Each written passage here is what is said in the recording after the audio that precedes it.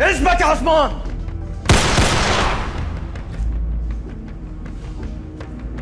اثبت. مش قلت لك مالكش دعوه بيا؟ حاولت ما عرفتش. شكلك انت اللي مش عارف تخلص مني. متاخر قوي الكلام ده يا عمر بيه. وخد بالك، انا رجالتي في المبنى وفي كل مكان.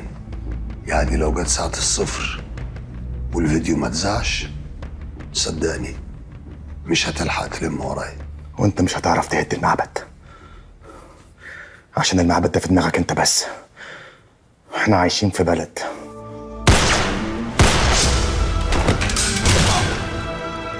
عثمان ما بيسيبش حد شافه حي.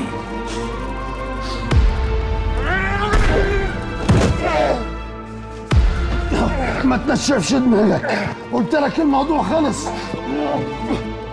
بس لازم تعرف ان انا جنبك، وكمان لازم تعرف ان اي حاجه مهما كانت احنا نقدر نعديها مع بعض.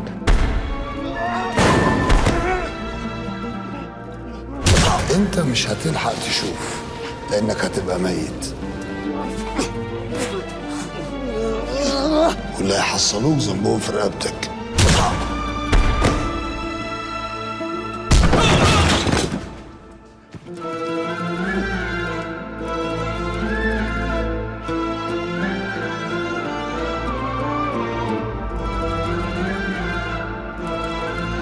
انا عاوزك تاخد اجازة طويلة، عشان اللي فاضل في عمرك مش كتير.